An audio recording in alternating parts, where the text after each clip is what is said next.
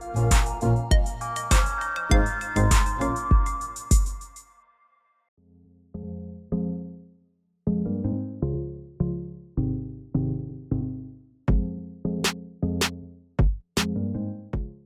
morning on what is allegedly going to be a spring-like February day here, and welcome to the fourth Capital Program Facilitation Committee meeting of the 2025 capital budget.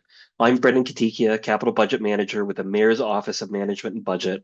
The CPFC convenes quarterly between representatives of the administration, City Council, and the Controller's Office to discuss the progress of that year's capital program. And then the conclusion of that meeting series, which occurs in the first quarter of the following year, is a wrap up where we hand things off to departments that use the city's capital dollars so that they can highlight their programming and accomplishments made over the past year. So in this meeting, we'll take a look at what money we had at our disposal in 2025, where it was spent, and how it compared to previous years. Then we'll move on to the departmental highlights, as mentioned. And then finally, we'll wrap up the meeting proper by going over some dates for the availability of capital funding in the coming weeks and months, as well as some important deadlines and dates to be mindful of for other existing capital dollars that are already on the city's books. And then finally, just ending with an opportunity to answer or to ask questions and provide any comments. So this slide summarizes the availability of capital funding as it stood in 2025. This is just listed in order. Parks tax and PAYGO dollars are linked to the collection of real estate taxes. We try to move both of these at the same time as we're able to for that reason. But in the case of 2025, we're able to move PAYGO earlier than Parks tax, which was made available in two passes. That's why they're the two dates under Parks tax in the slide. The first was for vehicle purchases, and then the balance of the budgeted funding was made available for funded or for other funded deliverables later on in the year.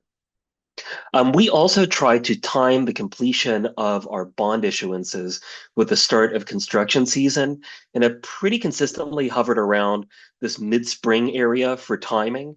The official intent note that's in here refers to the preliminary amount that is made available to departments for use when both the annual budget and bond resolution, the authorizing resolution for the bond issuance that is, are both enacted by City Council. And then RAD and CDBG are subject to the execution of annual agreements with HUD and RAD, respectively. In this case, CDBG, unfortunately, was the victim of the federal government shutdown that happened in the fall. So that date, even though we typically get that money almost a year behind as is, we just squeaked in with about 2 weeks to spare, getting that funding available to us in 2025, in calendar year 2025, that is.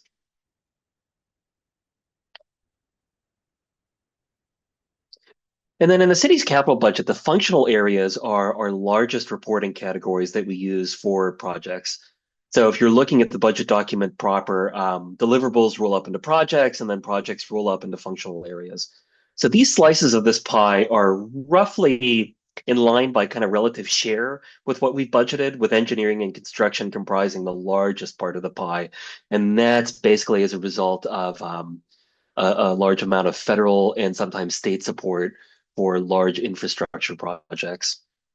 The one bit of distortion when taking a look at what we have budgeted within the year versus spent tends to come by way of vehicles and equipment, which is a multi-million-dollar line item that tends to be one of our earliest put under contract and expended during the calendar year. And that's compared to administration and subaward and neighborhood and community development, those functional areas, which are mostly HUD funds that are not available for use until the tail end of the year. So for example, in 2025 in particular, I'm trying to remember the controller's office deadlines that were set, and I don't know that we would have even been able to have gotten any of those under contract, let alone expended by the end of the year. So any amount that's spent here would be amounts that are not HUD funded for those functional areas.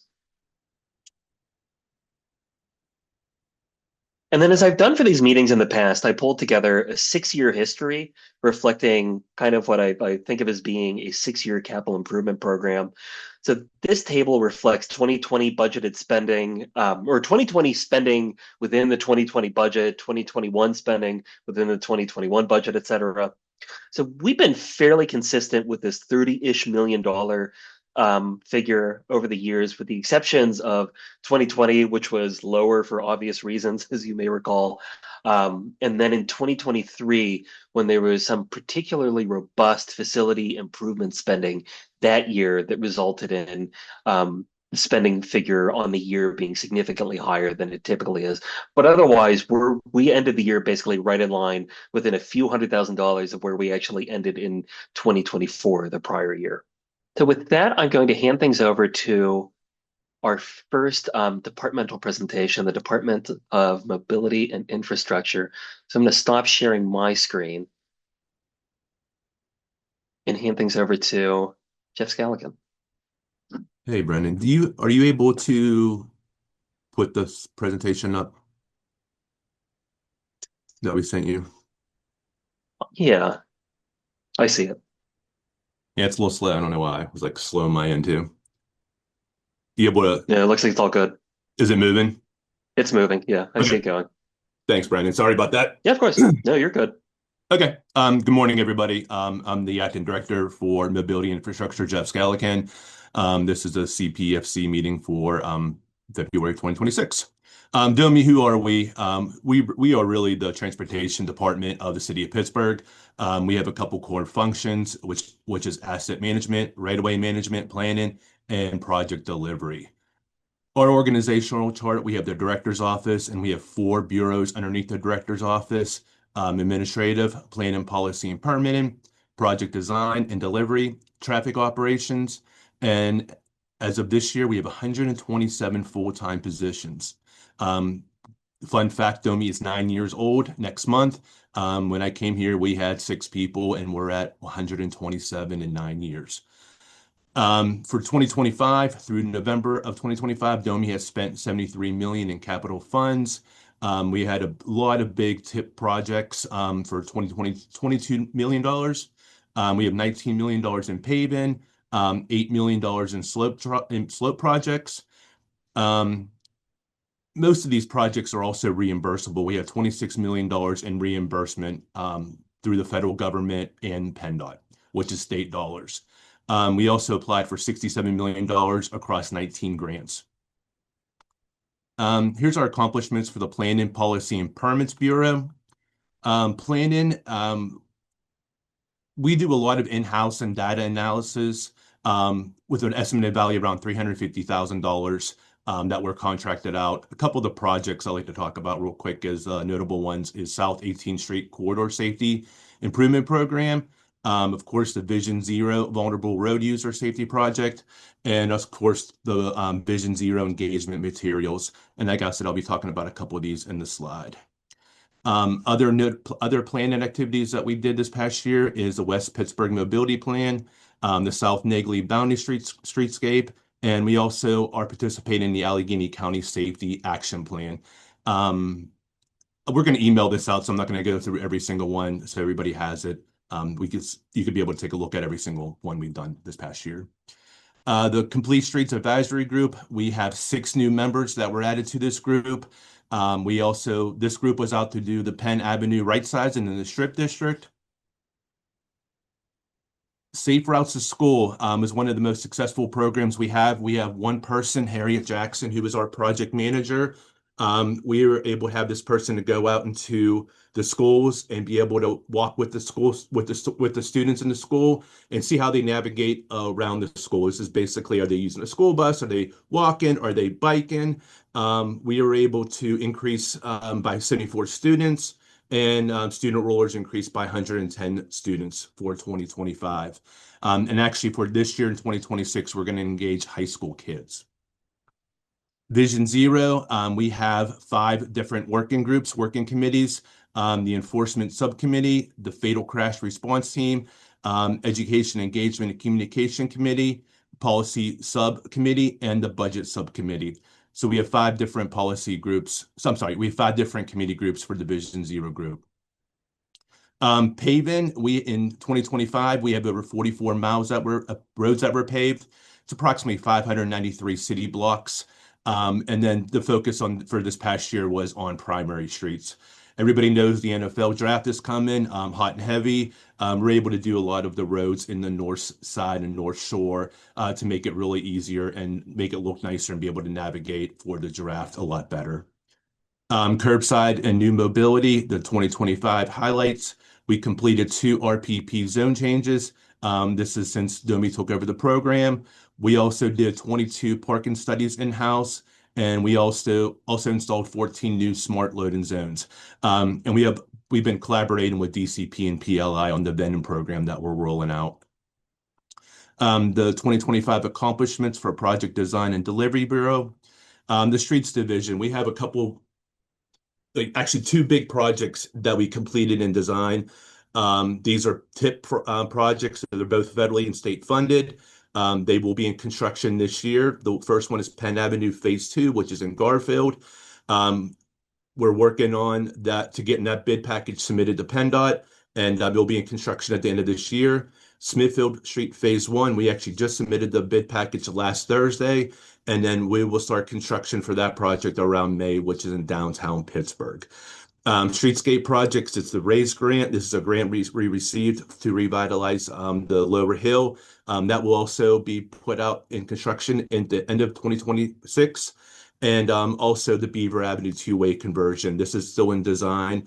This is by the casino in the North Shore. It's a 1-way road, and we're currently in design to convert it into 2-way conversion. We also did a couple trails, the Charlie Trail, Sylvan Avenue Trail, and the Allegheny Green River Boulevard. We also did the South 21st Street. This was in-house plan and design. Our folks did this in-house. We did not hire a consultant, and we saved about $400,000 in consultant design. The Street Division also did the Critical Sidewalk Gap Program. We had 9 projects last year, and it's approximately over 8,000 linear feet. These are the 9 sidewalks that we did last year, and then we also did the Sylvan Avenue Neighborways. That's a PennDOT-led project, so we wanted to add it to the list to be able to show everybody. The construction division, this is in-house construction division that we did. We managed a couple capital projects, the Bogstown Avenue Wall, and the Riverview landslides. We did 3 of them this past year, and these were done all in-house. Usually we hire a consultant that goes out and manages them and inspects the projects for us. We have we have 2 individuals that are actually doing them in-house. So we're proud that we have these 6 going forward. The Bridge Maintenance Division, we are fully staffed in 2025. We have 5 individuals that we hired that are actually going to do in-house maintenance work. You can see from the first picture, this is the Swinburne Bridge washing this past year. We're actually going out and washing our bridges and taking care of them. It's very important. We really haven't done this in the past couple of years, or if we in-house, and if we've done it, we had to hire a contractor to do it, which is very pricey. The next picture is the McCardle Roadway Bridge for pothole repairs. This was also done in-house. We're able to save a lot of money and be able to get to them a lot quicker. So when a pothole or anything arises, we could just send the staff out and not have to worry about write a work order and get a contractor out there. Here's a couple pictures from the California Avenue Bridge. We washed it in 2025. You can see the scuppers, the before and after. That's your bottom left picture, what it looked like before and what it looks like after. And then the same thing with the gutter line on the right side, the before and after. So we did this in-house, and it cost about $2,349 to do it in-house. If I had to write that work order, it would cost a contractor about $35,000. So we saved the city about $33,000 to do this stuff in-house. These are all their big tip projects. Another thing we're very proud about, when in the past 9 years, we had about 2 bridges on the tip, and right now we're looking at 19 bridges that are currently on the tip. These are all 95% or 100% funded through PennDOT and Federal Highway. Here's the Charles Anderson Bridge. We wanted to show you what it looks like the before, like when it looked like before we did construction to it, during the repairs, and then also after. So you have a before, during, and after picture. So we're really proud that we're able to clean that bridge up. It's still in construction. and we hit a couple snags with lead paint and a couple back orders, and we're looking to get this bridge back open as soon as possible. Here's Milroy Street Bridge over 279. It was built in 1986. This bridge has been in poor condition for 14 years. So this bridge was a non-tip project. So this was 100% funded through the city. You can see the first picture. It's decades of old abutment and deterioration. And then the picture on the right, it's what it looks like after it's cleaned up. A lot nicer, a lot better. And we're able to keep the bridge open after this and make it, more cosmetically structured for everybody. Here's the pictures of the Heron Avenue Bridge. This was built in 1980. It's been in poor condition for 7 years. We're able to install a couple temporary support beams so we could keep this bridge open until we get some bigger federal dollars to put this through full construction. We also do walls, landslides, and non-tip bridges like I just talked about. And the two bridges that are in construction is the Davis Avenue Bridge and the Mount Washington landslide. These were PEMA funded, was Mount Washington, and we just found out we received an award for this project. There was like three separate projects that were building walls and help mitigate landslides that have already happened. And then the Davis Avenue Bridge, we did this in-house. The bridge is open. It's on the north side and it goes into a park. It's only pedestrian and bike accessibility. Asset management. We're currently organizing and digitizing records of about 1,000 retaining walls. Steps, we have over 900 steps that are in the right of way. And landslides, we've been working with IMP to develop resources and cartograph for tracking and monitoring the landslides. In the past couple of years, we really haven't had anything as a database to manage and to see where our landslides are at. Right now, we're working with IMP to be able to have a system to be able to go back and see where they're at and be able to monitor them more efficiently. So the 2025 accomplishments for the traffic street light, this is the big LED conversion. We have over $14,000 luminaires replaced, about roughly 40% of them. This is a $13 million project. This is going to replace all the street lights that we have in the city into a nice more LED luminaire conversion. Vision Zero implementation. We have approximately 5 miles of roads that receive traffic calming and 4 projects on the high injury network. Here's a list of 13 of the roads that we've done this past year. Neighborhood traffic calming program. Last year, we had over 2,000 requests for a traffic calming. Out of those 2,500 requests, we evaluated almost half of them. And out of those half of them, 265 locations are in need of traffic calming. And out of those 265, we completed 65 projects. And the list is right there. I know it's pretty hard to see, but we have 65 projects that are on that list. Vision Zero, these are the vulnerable road user, the VRU is what we say. And we have 14 Vision Zero projects we did this past year. There's a list of them here. And the next list is 2025 completed corridor safety projects.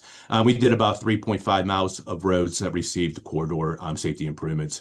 The big ones are the Penn Avenue, the Strip District, and the Terrace in DeSoto. So for traffic signals, the capital budget, we constructed 4 traffic signals. And then we also completed 3 signals in design that will go out in construction in 2026.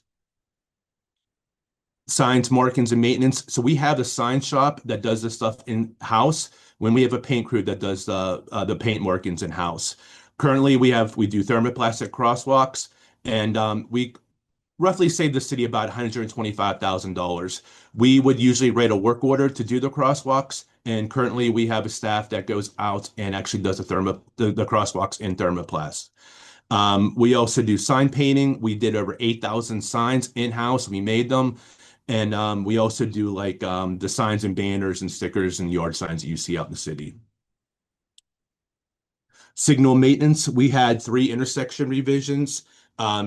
We did about 17 construction inspections. We had 13 pole knockdowns this past year. The big one is I know for a lot of people in the city, we had the big storm on April 29th of 2025. We had about 75 signals that were out. We had three poles that were knocked down, and we had about 100 responsive calls during that storm. That's all I have. Thank you. Any questions?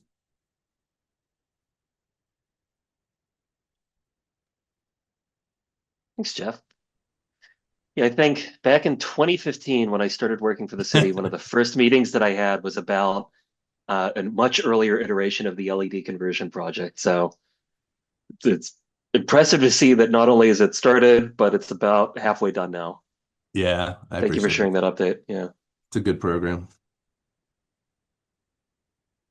Yeah, Jeff, if you don't mind unsharing your screen, then we'll shift gears and move over to Chip Gall with the Department of Public Works. Thank you, Brendan, and good morning, everybody. Let's see, I'll share here. Uh,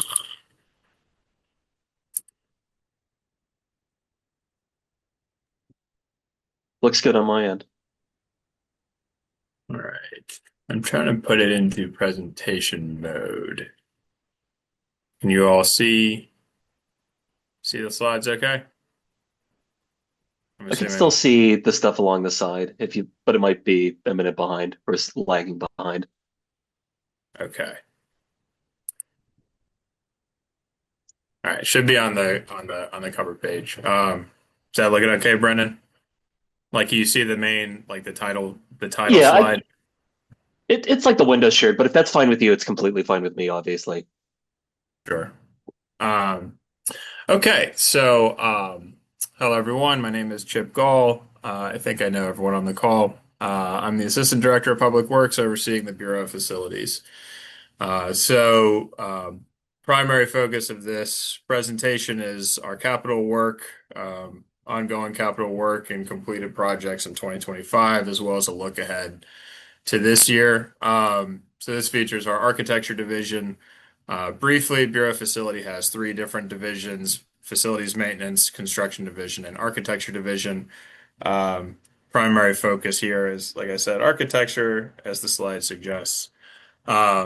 They house our project managers, um, as well as inspectors that go on site to document progress on construction.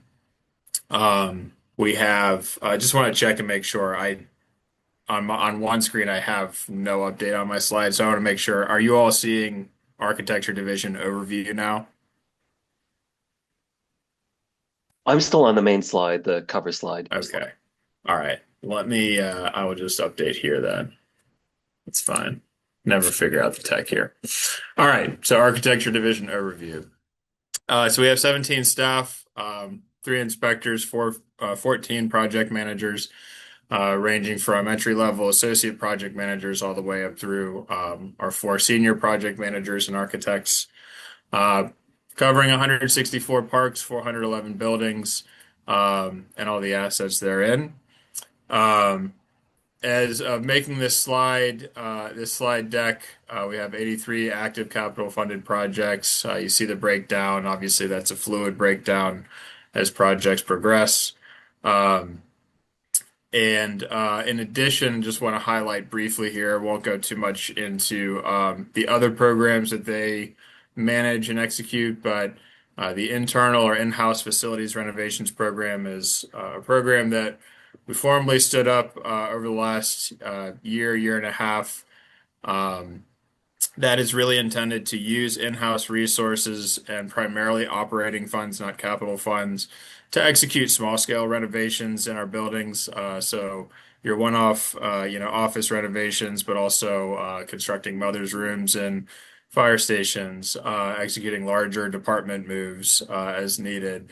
OCHS moving to 611 Second Avenue, for example, being one of the larger ones underway right now. We also have ongoing sustainment projects, so roof replacements, repairing HVAC equipment, exterior masonry. Those can sometimes use capital funds. Often they use operating funds. but those are large scale repair replacement projects led by project managers.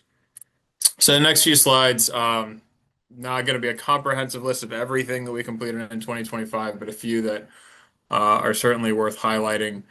Um, Leading off with Medic 4 is a new medic station up in South Perry Hill South. Initiated in 2020, it's a high performance building built with passive design standards, passive house standards. Uh, Demoed the former station, and actually, just as of yesterday, we knew we were a finalist for the Master Building Association Building Excellence Award. The ceremony was held yesterday, and we were announced a winner. So we're very excited about that. Uh, a big kudos to Claire Master Berardino, senior project manager that led that effort. So we're very excited. A beautiful new medic station up on the hill there. Looking over in our parks reconstruction pod led by Andrea Ketzel. Enright Park, this was a project that Andrea and our project manager Kara tag teamed, initiated in 2021. New pedestrian pathways, a new pavilion and court, upgrades to the playground and lighting, and did our best to preserve what we could in terms of the oak trees and restore the park with additional canopy. You see a couple of pictures there. Emerald View Park. This is phase one of a master plan for Emerald View that included trailhead improvements to a few entrance points in the park. You can see the steps repair there. I believe that's near Big B Trail, as well as parking lot repaving and improvements to the access in those at those trailheads. Ream Pool. This was one that actually utilized Parks Tax funding. This was also led by in Andrea's group by Gracella Spinoza. Major replacements and improvements or repairs rather to the concrete and decking. We needed to remove an old damaged pool liner that was presenting a safety hazard, so we did have to shut the pool down for a season to get this done, but we brought it back online last year. As you can see, we also improved safe access to the pool. This one, Marshall Mansion, there are still a few. We're still working on the final window replacements and then landscaping to come when the weather warms up, but this is substantially complete. I can't help but smile with this one because, with all of our projects, we have great projects and great assets that we get to the responsibility of executing, and we make sure that that when we bring people on board to architecture division that they're a good fit, and that they really have a passion for the mission and taking care of these. I don't know that I've seen in the time I've been here, I don't know that I've seen a better fit for a project manager for a particular project than this one. Jonathan Decker has been the lead with some assistance from Jacob Sibley on the aesthetics of the new paint color. But Jonathan actually used to work for Pittsburgh Center for the Arts when they managed the building. Over the years, they were unable to keep the building in good standing condition, and so the city took it back under its management, and basically it wasn't exactly a one-to-one, but we basically took Jonathan along with it. And we're really happy to have him here. This has been a labor of love for him. I wanted to put both the picture of the new exterior and the new color that you can see really pops in the snow, but also the picture there in the bottom right, you can see kind of the contrast from the yellow exterior that there used to be. And I'll confess that I always had kind of liked the yellow color, and some people didn't. I was one that really liked it, and I was questioning whether or not, how it would go. I just kind of liked the whimsy of the building. Didn't know how it would go, but after seeing it completed and restored to the period appropriate, something very close to what it was in the first half of the 20th century, I just think they did a really great job. So there's the aesthetic benefit to this project, but there were substantial repairs needed, not just to the roof, but we had substantial cracking in the walls in the exterior, and it was starting to show in the interior in certain places as well. So really excited that this project has got to the near the finish line, but for all intents and purposes, with the exterior work, it's substantially complete. I know if Jonathan was here, he would talk about this one for another hour. Moving on to our other rec and senior, Phillips Rec. This was used, actually, I believe Marshall Mansion as well was used with partially funded with ARPA funds, as was Phillips and our next one, West Penn. HVAC system upgrades to the gymnasium as well as lighting upgrades there. New flooring in the building, ADA upgrades to the bathroom, and actually when we were in the middle of when we were starting to do our demo work in this project, we discovered a structural beam that also needed repair. And so we addressed that as well while we were in there. But there's a couple pictures of the flooring that was restored in that building. West Penn, similar scope, a little bit smaller, didn't have as much interior work, but a major HVAC system upgrade and some masonry repairs. We also actually did some in-house work to concrete repairs to the center entrance to make access a little bit easier. So those were some of the major highlights for completed projects in 2025. There's a few more. I'll speak to some at the end here for some projects that have either hit major phases, but we expect full completion in 2026. But before we get to that, major milestones that we hit either in design or construction in 2025. We kicked off master planning and design for the public safety training campus up at the VA site, as well as Marmaduke Park, and I listed several court and/or playground upgrades that we kicked off in design last year. Major construction projects that we also initiated in 2025, Fire Station 8, Fire Station 20, Medic 12. Fire Station 8 is in the same footprint as the old station. Fire Station 20, Medic 12 is moving the old combined fire medic station out of the flood zone to a new site on Mifflin Road, or off Mifflin Road. Again, another project led by Jonathan Decker. The CCB elevators has kicked off.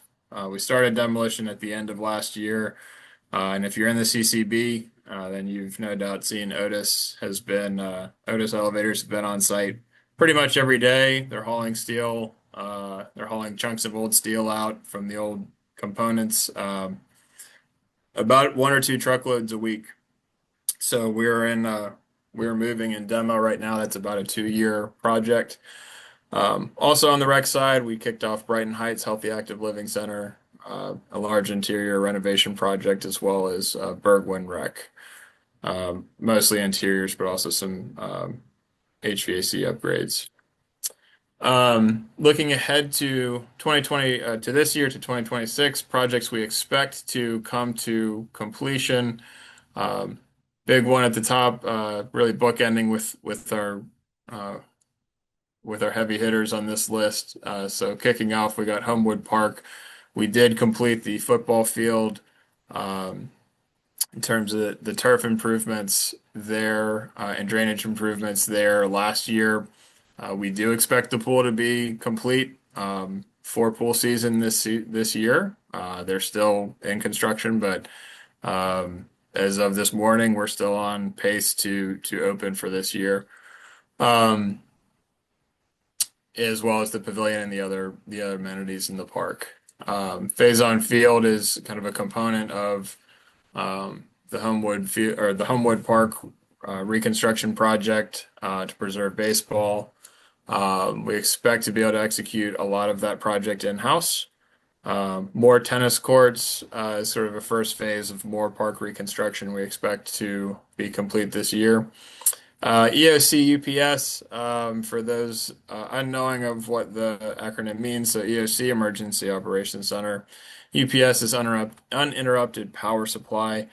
Um, Conceptually, a pretty straightforward project. In practice, actually a very complicated one. That one, again, Jonathan Decker has taken the lead and has had a really nice assist from our electrical foreman, Chance Rocco. That was has been posted, is actually posted right now for construction.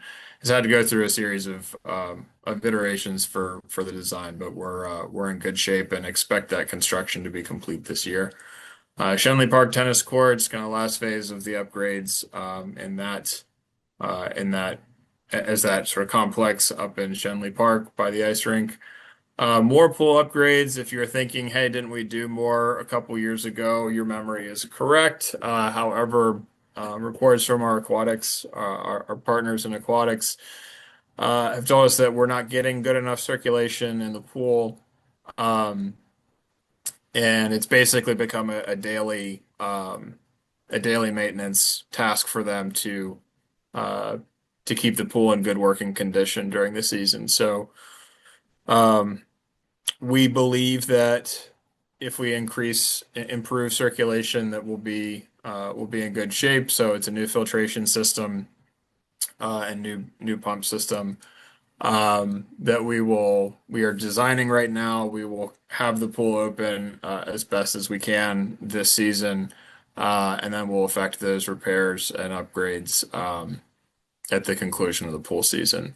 Rear activities building, we've upgraded.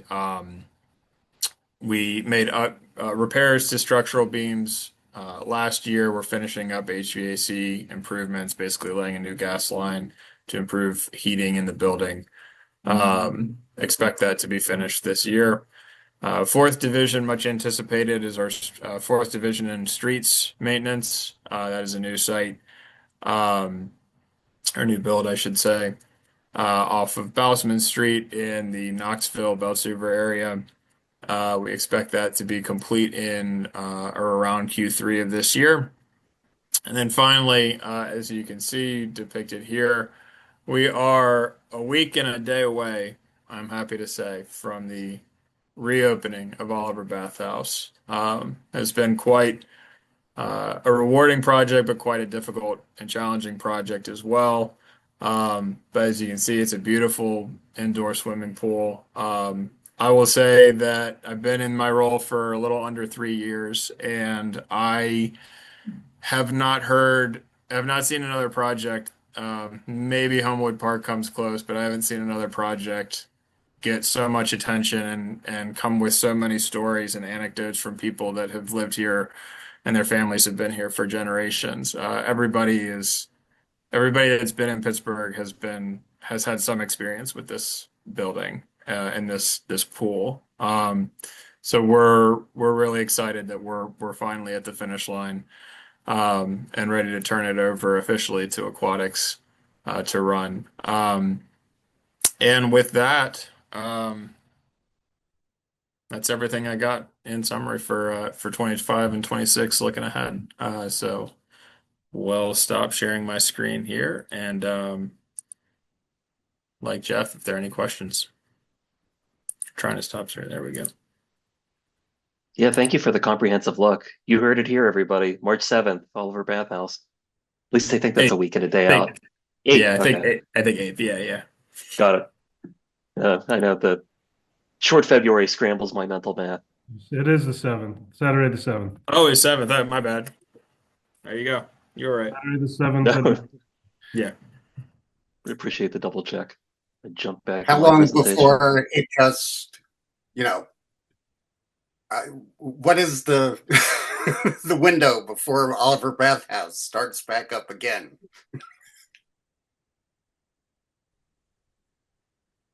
I don't. No, I'm joking. Okay. It's been so long. No, I know it's been ongoing since at least, you know, prior to the 15 years I've been with the city. So it's just been, that's all. It has been similar to the South Side Market House. It has just been, a money pit of funding and work being done. So it's fantastic. This is fantastic news.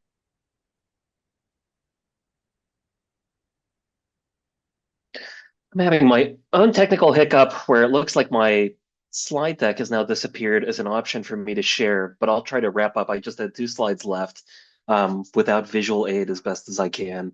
I did want to touch in on 2026 anticipated fund availability. This basically maps onto the slide I shared earlier for 2025 fund availability.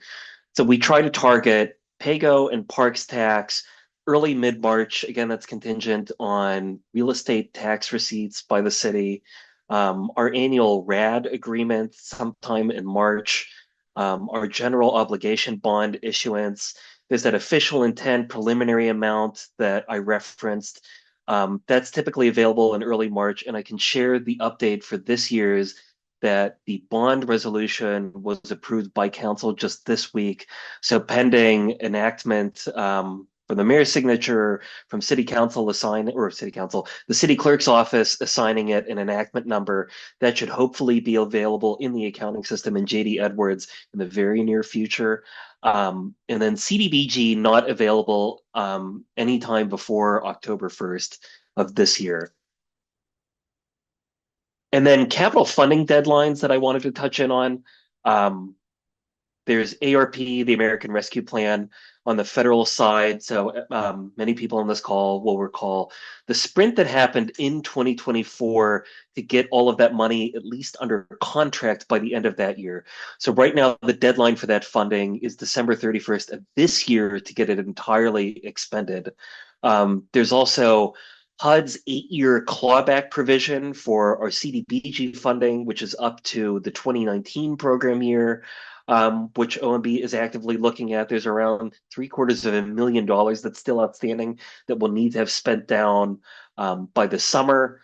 And then locally, there's the annual controller's close process, which identifies dormant capital funds and includes both a formal report that is issued by the controller's office and then subsequent city council legislation that reallocates or reappropriates those funds to support whatever the city's current needs are. RAB, the soon to be executed 2026 agreement, includes money that will need to be spent by the end of 2027. That program always operates on a 2-year timeline. That's really the shortest timeline that we get, even shorter than the controller's close as far as city funding goes. And then lastly, bond proceeds aren't quite like grants or other funding where we lose access to them if they're not spent. But in the tax code, there is a provision that expects that we'll have spent at least 85% of whatever our bond proceeds are within 3 years of our issuances. Again, that money doesn't get taken back. We don't lose the bond proceeds, but the city is at risk of losing the tax exempt status of future issuances, which impacts the city's credit rating, our interest rates, makes it more expensive for us to issue future debt. But yeah, those are the updates as far as future dates for 2026 budgeted items, and then deadlines or dates to be mindful of for anything that's already on the books. And then with that, I'll open it up to any other questions or comments that anybody has. All right. Well, thank you all for jumping on. Thank you all for listening in. Thank you to Jeff and Chip for presenting departmental highlights over the past year. Really appreciate it. And some of you I'll speak to sooner, and some of you will tune in again in a couple months for the Q1 2026 meeting. Thank you.